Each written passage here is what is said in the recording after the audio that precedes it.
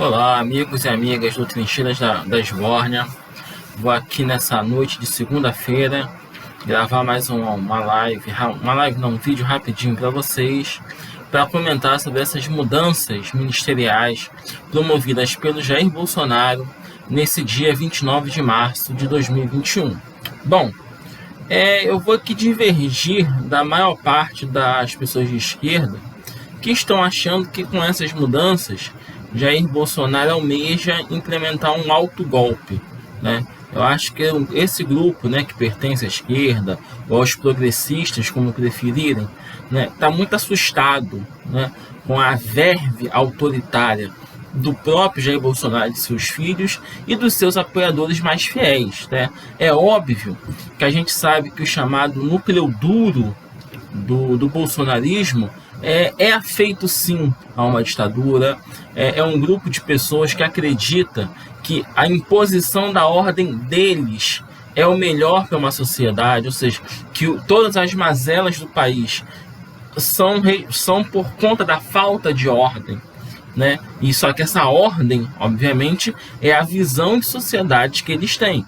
Então esse povo acredita o seguinte: pela democracia sempre haverão os esquerdistas e outras pessoas que discordam deles, então apenas um Estado forte, autoritário, para impor essa ordem e gerar o progresso, né?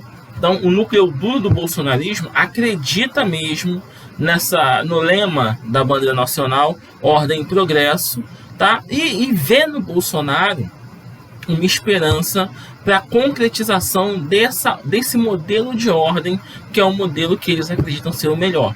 Portanto, eles não têm vergonha nenhuma de serem autoritários, eles não têm vergonha alguma de defender intervenção militar, perseguição do Estado aos opositores, torturas, prisões. Eles não veem problema disso. E o Bolsonaro, ele sempre pertenceu a essa parcela da sociedade. Até antes mesmo dele entrar para a política, né, provavelmente até antes dele virar militar, né, o adolescente Jair Bolsonaro já vislumbrava esse tipo de sociedade. Então é compreensível, né, que parte da esquerda esteja receosa e vendo nesses movimentos uma tentativa de Jair Bolsonaro promover um autogolpe. Só que a gente não pode também ficar se alarmando o tempo todo. Temos que prestar atenção nos movimentos políticos. E o seguinte: ninguém consegue fazer um golpe militar se não tiver apoio da maioria da sociedade. Então, o momento propício para o Bolsonaro ter aplicado um autogolpe foi 2019. Porque ele foi eleito no final de 2018, não só com uma votação de 55%, mas com uma votação muito empolgada, né? Talvez vocês lembrem que no dia da eleição, quer dizer, quando sai o resultado no domingo à noite, muita gente foi para a rua festejar a eleição de Jair Bolsonaro.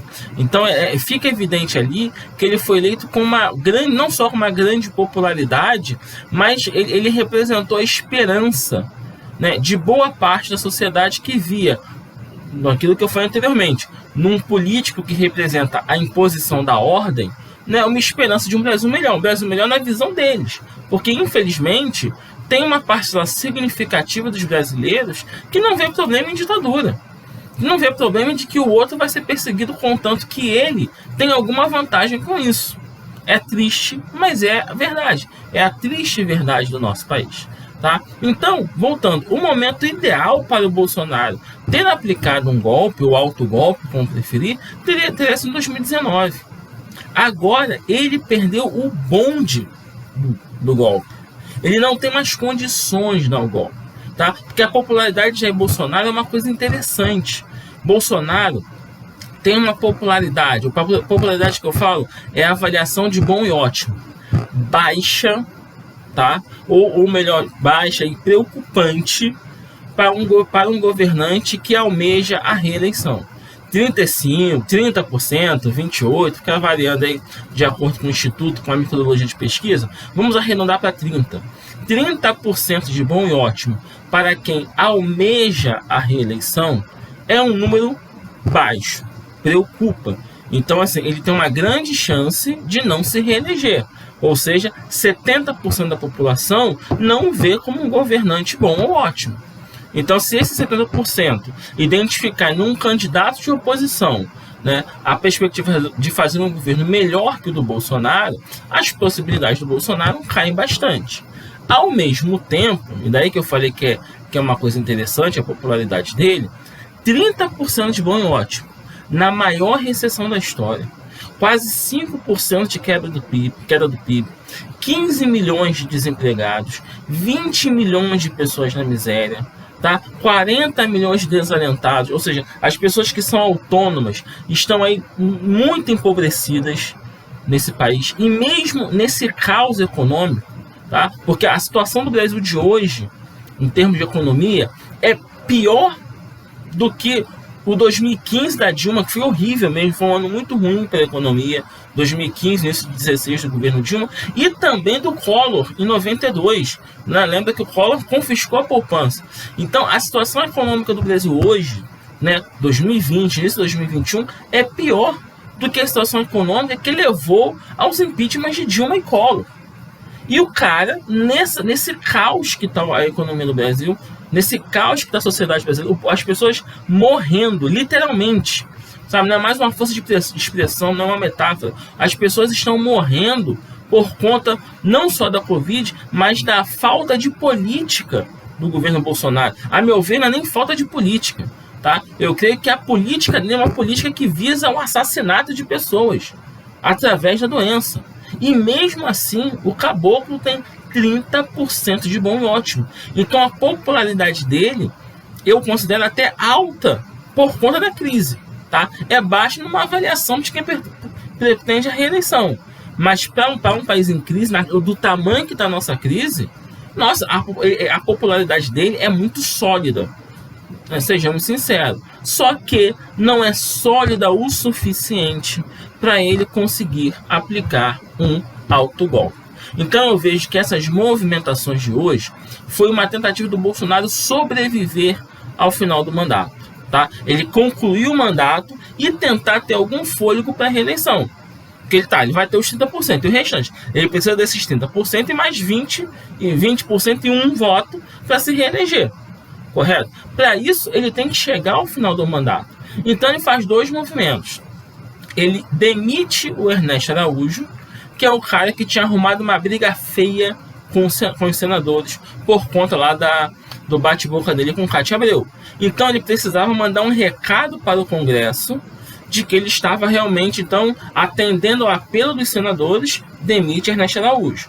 Ao mesmo tempo, ele coloca, para fazer articulação política no Congresso, a Priscila Arruda, né, esposa do ex-governador de Brasília, José Roberto Arruda, preso por corrupção, diga-se de passagem. Só que a Arruda é uma pessoa, uma grande articuladora na Câmara, né? É uma pessoa da confiança do Arthur Lira. Então, olha ele dando um gesto de boa vontade para com o Congresso Nacional. Demite o ministro que arrumou briga com os senadores e nomeia para a articulação política do governo uma aliada do presidente da Câmara. Então foi uma forma dele que apaziguar os ânimos e melhorar a relação do governo com o legislativo. Gente, quem faz isso não quer dar golpe, porque o golpe pressupõe você fechar o Congresso Nacional. Porra, o cara faz um gesto para dizer, ó, tamo junto. Beleza, ó, vamos sentar aqui para conversar, águas passadas não movem moinhos. Então, o cara não quer dar golpe. Desculpa, né? Quem tá assustado, isso não é movimento de quem dá golpe. Ao mesmo tempo, né, usando uma expressão, né, do senso comum, o dele tá na reta. Então, o que ele faz nessas movimentações? Coloca no comando, tanto no comando do Exército, quanto no Ministério da Justiça, 2 cães de guarda dele, tá? Então ele bota assim, o Braga Neto na defesa, né, que é um cão de guarda. O Braga Neto, para quem não sabe, era o chefe da intervenção no Rio de Janeiro na época do assassinato de Marielle Franco. E foi um dos responsáveis para que não houvesse investigação. Braga Neto atuou fortemente nos bastidores para que o assassinato de Marielle não fosse devidamente investigado. Tá? É um cara que tem grandes cargos no governo Bolsonaro. Então ele pega esse cara, bota ele para comandar o Exército, Não, perdão, as Forças Armadas. Então é um cão de guarda dele. E para o Ministério da Justiça, ele colocou um delegado que é amigo dos filhos dele. Filhos esses que todos nós sabemos que estão sendo investigados. Principalmente aqui no Rio de Janeiro, Flávio. Então ele jogou nas duas. Tá? Agrada ao Congresso e coloca em ministérios fundamentais, defesa e justiça, seus cães de guarda. Ah, mas ele bota um cão de guarda na defesa para dar um golpe. Não. Ele colocou no Ministério da Defesa um cão de guarda para não correr o risco dele sofrer um golpe. Uma vez que alguns generais, e generais importantes, como o comandante do Exército Pujol, o ex-ministro o ministro demitido da Defesa, não estavam totalmente alinhados com ele.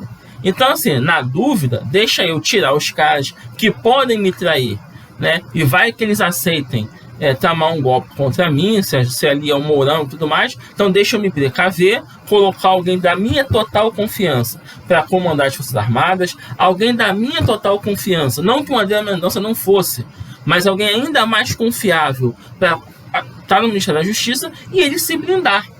Então, para concluir, esse movimento de Bolsonaro hoje foi muito mais uma blindagem ao governo dele, para que ele consiga terminar o mandato e talvez, né, e continuar sonhando com a reeleição, né? A gente espera que não, mas tudo é possível, tá? Do que tentar dar um autogolpe. Então, assim, fiquemos atentos, né? Não dá para subestimar o Bolsonaro nem superestimar o Bolsonaro. Tudo bem? A gente precisa estar sempre atento e vigilante, mas em relação aos movimentos de hoje, podem ficar tranquilos que ele não vai dar um autogolpe. Ele não tem condição para isso. Não tem condição e nem competência. Porque ditador tem que trabalhar, senão morre. Literalmente. Tá? Ditador que não trabalha perde o governo e perde a cabeça. Tá? Ele não tem competência, ele não tem disposição para ser um ditador. Tá certo? E nem tá querendo. Ele tá querendo terminar o mandato dele, até porque fazer o que ele tá fazendo na democracia é muito mais cômodo do que numa ditadura. Ok? Eu espero que todos tenham gostado desse vídeo. Tá? Ficou até um pouquinho mais longo do que eu imaginava.